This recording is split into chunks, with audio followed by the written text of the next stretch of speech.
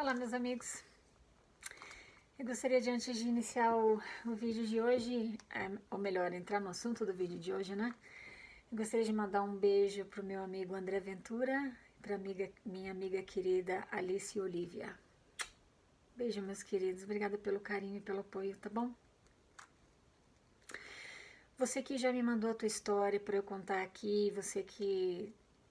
Bom, independente de você ter mandado há muito tempo ou recentemente, eu te prometo que a tua história vai ser contada. Eu só gostaria de terminar de contar para você os fatos que aconteceram, que culminaram no assassinato de Joseph, porque esse é um assunto que faz tempo que eu quero abordar e acaba sempre surgindo alguma coisa, né? Eu tô protelando, então eu queria terminar de te contar essa história e eu prometo que eu vou voltar a contar as histórias que vocês têm me mandado, tá bom? Então tá. Eu fiz algumas anotações aqui porque eu não quero misturar nomes e datas. Tudo que a gente vai conversar hoje está no livro American Crucifixion de Alex Beam, tá bom? Então tá. Nos últimos 2 vídeos nós conversamos a respeito da poligamia no final da vida de Joseph, né? Eu gostaria de fazer ainda 3 comentários dentro daquele contexto. Você precisa entender uma coisa.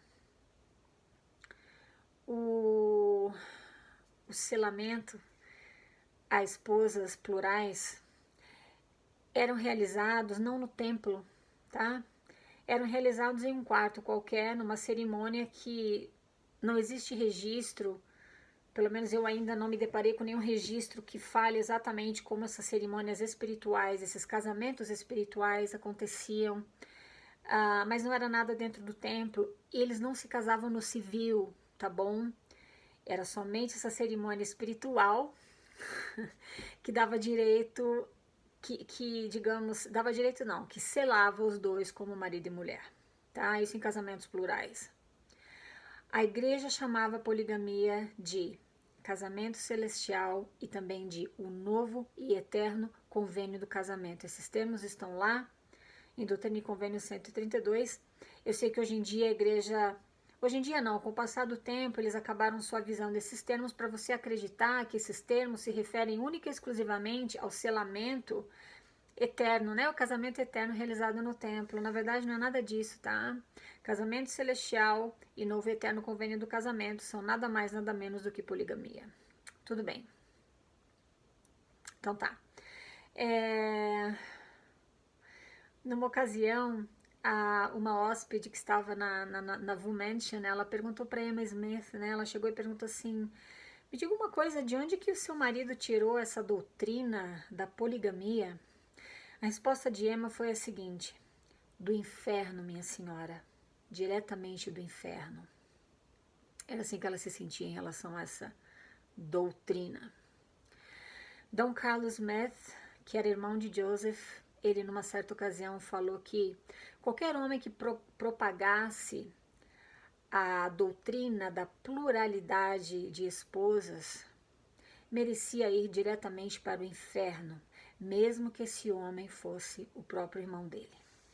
Dom Carlos morreu antes de testemunhar, antes de presenciar o momento em que a igreja abraçou essa doutrina como algo oficial.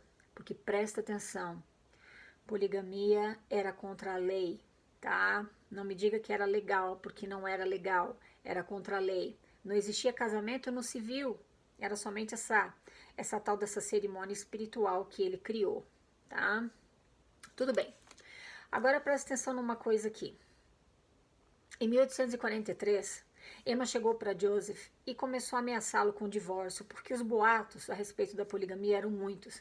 E ela sabia, ela conhecia o marido que tinha, ela sabia que tinha alguma coisa, mas ele não falava para ela. Presta atenção, todas as mulheres com as quais ele se casou foi nas costas de Emma, com exceção das irmãs Partridges, as gêmeas, sobre as quais nós já conversamos, tá? Inclusive, quando a Vozes da Inocência, né, a organização que hoje é conhecida como Sociedade de Socorro, quando ela foi organizada, Emma era a presidente e ela podia escolher então 2 conselheiras. A primeira conselheira, a mulher que ela escolheu para ser a primeira conselheira dela, era uma das melhores amigas dela. O nome dela, Eliza Snow. O que Emma não sabia era que ela e Joseph já estavam casados espiritualmente nas costas dela, ela não sabia disso. Eu já comentei com vocês no vídeo sobre a poligamia bem no início do canal, que em uma ocasião Emma viu a Eliza e Joseph se beijando na escada. Alguns historiadores dizem que quando Emma viu isso, ela empurrou Eliza Snow a escada abaixo e que ela estava grávida de Joseph e perdeu o bebê. Outros historiadores dizem que não, assim, eles não endossam essa ideia, mas a ideia do aborto, tá? Natural. Mas eles endossam, eles sabem que Emma empurrou ela a escada abaixo. Tá tudo bem. Então Emma veio ameaçar Joseph com divórcio em 1843. Joseph não queria perdê-la por duas razões muito simples. Primeiro, ele era candidato à presidência dos Estados Unidos. Ele precisava de uma primeira-dama. Segundo motivo, ela era uma pessoa muito bem vista pela comunidade mórmon. Ela era esposa do profeta. Então, se aquele relacionamento, se o casamento deles acabasse, Joseph ia perder a moral diante dos membros. Então, para tentar acalmá-la, ele falou: vamos fazer o seguinte, então, por que você não escolhe um homem para se casar? Por que você não pratica poliândria?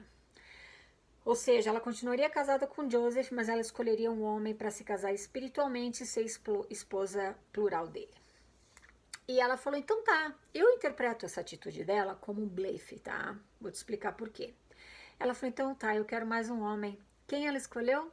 Ela escolheu William Law, que era o primeiro conselheiro de Joseph na primeira presidência. E Joseph falou: então tudo bem, deixa eu sondar com ele, né, com William, vamos ver como é que ele se sente em relação a isso e depois a gente volta a conversar. Só que ao invés de Joseph ir para William Law propor isso, porque ele conhecia muito bem o caráter e a integridade de William Law, ele não foi para ele foi conversar com a esposa dele, com Jane Law, e propôs a ela para que ela fosse uma das esposas plurais de Joseph. Propôs casamento plural, casamento celestial. E ela falou: eu não caso com você de maneira nenhuma. Não contou pro marido porque ela tinha medo que acontecesse alguma desgraça, né? Que o William jamais toleraria isso. Então ela não quis, ela não aceitou a proposta de Joseph. E Joseph voltou para Emma e acabou, né, meio que enrolando ela e a ideia acabou morrendo. Por isso que eu interpreto isso como blefe, porque se realmente fosse a intenção dela praticar a poliândria, ela praticaria, né? Ela era louca pelo marido dela. Ela não confiava nele, mas ela era louca por ele, infelizmente, tá? Lembra que eu falei para você que William Law foi lá conversar com Joseph para tentar fazê-lo mudar de ideia com relação à poligamia?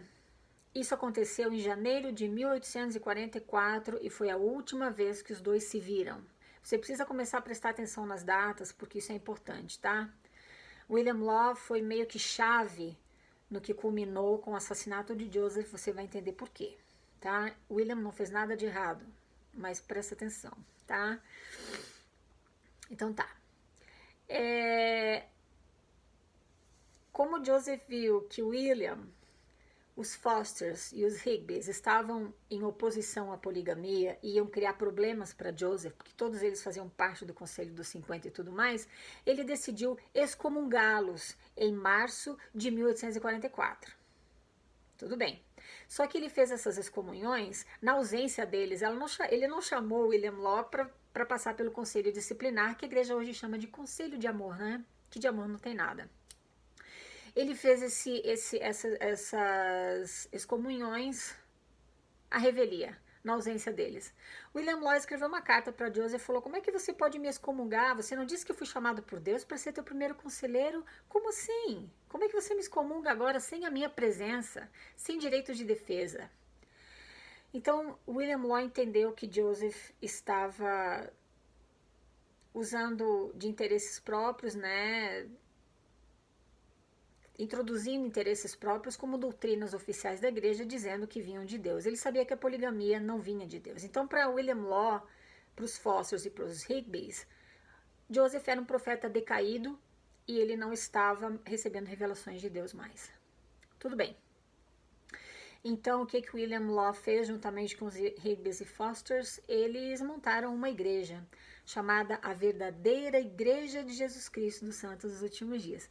Eles tinham toda a doutrina que Joseph estava introduzindo, porém sem a poligamia e também sem outras doutrinas as quais eles consideravam heresias, como o fato de que Joseph pregava que assim como o homem é, Deus foi um dia, e como Deus é, o homem será um dia, e que os homens depois, né, no reino celestial iam poder criar seus próprios mundos. Eles consideravam essas doutrinas heresias e anticristãs, tá? Bom, a igreja dele começou muito bem. Primeiro domingo, eles montaram essa igreja em maio, olha só as datas, maio de 1844. Montaram essa igreja, a primeira reunião aconteceu dentro da casa de William Law. Domingo seguinte já tiveram que se reunir fora da casa dele porque havia mais de 300 pessoas lá. Essas pessoas que estavam se juntando a eles eram mormons que discordavam com a poligamia e que também pensavam como eles, que Joseph perdeu a noção das coisas, não estava recebendo revelações de Deus coisíssima nenhuma. E eles queriam fugir da poligamia, se proteger da poligamia. A confusão era muito grande, tá? Tudo bem. William Law falou, então beleza, ele levou Joseph para a justiça, ele decidiu processá-lo, porque Joseph se envolveu com uma moça de 18 anos chamada Mary Lawrence.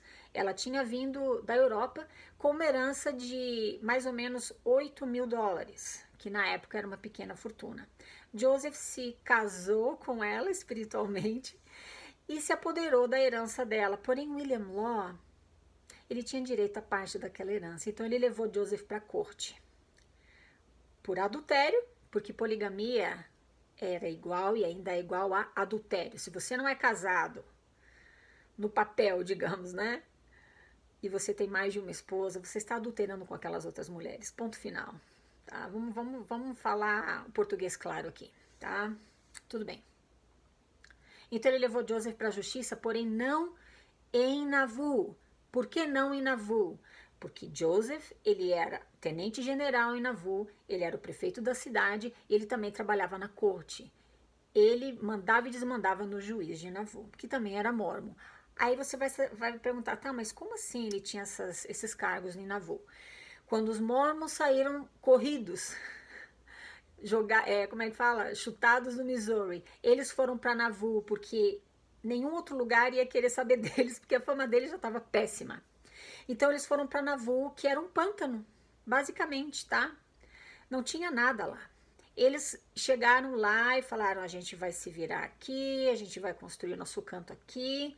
E mais importante do que isso, ele sabia que se ele iniciasse, se ele levantasse uma cidade num lugar que não tinha nada, as chances dele de ganhar as eleições como presidente dos Estados Unidos seriam maiores.